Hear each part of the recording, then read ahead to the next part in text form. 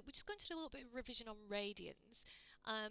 Radians are another way of measuring angles, and 1 radian, which is represented by a C, is approximately 57 degrees. You can think of it as around about 60. Now, there are standard representations, if you like, of degrees in radians that you need to memorise.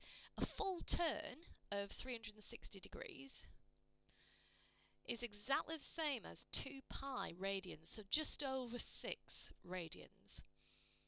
Now that fact is useful, but the one I tend to remember the most is this one, 180 being pi, and then all the other standard angles that we tend to use in maths, like 90 degrees, can be represented as fractions of pi. So 90 degrees will be half pi, pi over 2. 45 degrees is a quarter, so that would be pi over 4, quarter of 180. 30 in relation to 180 is a sixth, so that would be 1/6 of pi. 60 degrees, well, there's 3 60s and 180, so that'd be pi over 3. And then another one that crops up quite a lot, particularly in complex numbers, is 120. Well, if 60 is 1/3, 120 must be 2/3, which we write as 2 pi over 3. You need to be familiar with all of those and learn them. So if I was to say pi over 6, you need to be pretty quick to recognise that that's about a 30-degree angle.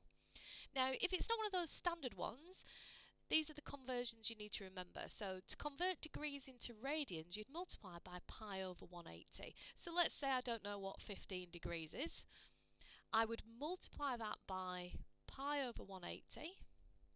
So that would obviously give 15 pi over 180, and I could cancel that down. 15 goes into 180 12 times, I think. So that would be pi over 12. So 15 degrees is pi over 12. Similarly, if you go in the opposite way, if you wanted to convert a certain number of radians into degrees, you'd multiply by 180 over pi, and you would probably get a decimal answer when you did that.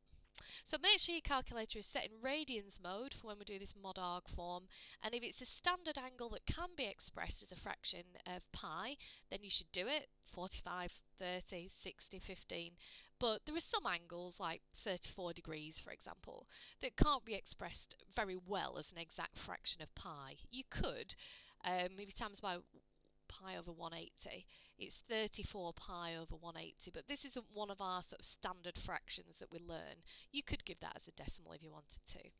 Just a quick reminder as well that we measure from here, from the positive axis, and like with a cast diagram, going over the top is our positives up to 180, and then coming around this way underneath is negative. So we're giving an answer somewhere between minus 180 and 180 every time we do an argument of a complex number.